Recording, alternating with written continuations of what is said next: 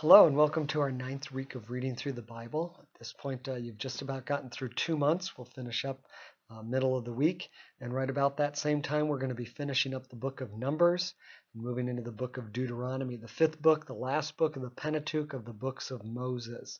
So the two are very closely connected. We left off last week. The people of Israel had been wandering the desert because they had resisted God's instructions to go into the promised land for fear of the people that were there. So God told them they would wander the desert for 40 years until that generation had passed away, and then the next generation would come in and he would lead them in as he had promised. So they're nearing the edge of the promised land again, starting to prepare to go in, and 2.5 tribes, the tribes of Gad and Reuben, and we find out later also the half tribe of Manasseh, have decided that the land on the side of the Jordan they're already on is good enough for them, and so they're going to stay there. And that sort of unnerves Moses because he saw what happened the last time they tried not to go into the promised land. So he tells them, you can't abandon the rest of your family, the rest of the tribe, the rest of the people of Israel. So you can't stay here and send them in to conquer the land. And then, the idea is you would change their mind maybe and still want land. So they have to send their military in as well to go and take over the land, and they promise to do so. Moses talks to God about that, and God says that's fine. They can stay on this end of the promised land. It then moves on to catalog the travels that they've gone through to get to that they go through to get to the edge of the promised land, as well as what the boundaries of the land are going to be that he is going to give to them. And then the very last thing in the book of Numbers, the tribes of Levi are given 48 cities. So it's basically 4 cities in each tribe for them to dwell. So they'll be mixed in amongst the tribes since they will not have their own land as the priestly tribe. And of those, 6 are to be called cities of refuge. These are basically appeals courts in the case of murder. If the law was that if someone committed murder, someone from that family could take revenge. They were the avenger of blood, and they could take revenge on that person and put them to death for murdering their family member. But how do you know if it was on purpose or an accident? If it was murder or an accidental killing, and the consequences would be different. And so if someone was accused of murder, they could flee to one of these cities of refuge, and there would basically be a court hearing to determine whether or not they were actually guilty of murder or not.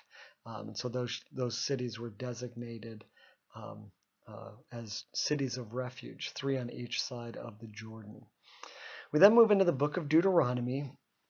And Deuteronomy is sort of a revisiting of everything that has happened since they left the promised land. Moses knows, and he actually states this already in chapter 3 of Deuteronomy, that he is not going to be entering the promised land because of his sin in the book of Numbers, where God was going to provide for the Israelites, and Moses lashed out at them in anger and turned God's gift of grace into an act of law. So Moses knows he's not going to enter the promised land, and he has taken this opportunity as they're there ready to go in to rehash things. So that's one of the challenges of reading the book of Deuteronomy is you're going to find a lot of things are repeated. A lot of things that we've read in the last 3 books, Exodus, Leviticus, and Numbers, are going to be restated, not word for word. The 10 Commandments are listed again in chapter 5. Just as they were in chapter 20 of Exodus. Not word for word, but Moses is reminding them of the commands of the Lord. A lot of the commands regarding sacrificial law, some of the history of how those laws came to be. Later part of chapter 4 through chapter 11 are recovering that. So it's a retelling of the history to remind the people, as you enter this land, do not forget the things that the Lord has done for you. One verse of significant note in there is in chapter 6. It's referred to as the Shema. Hear, O Israel, Shema Yisrael. Hear, O Israel, the Lord our God, the Lord is one. The emphasis that there is only one God, and you're not to worship the other gods that are in this land, and to hold God up, not to turn away as they had done time and time again in the desert.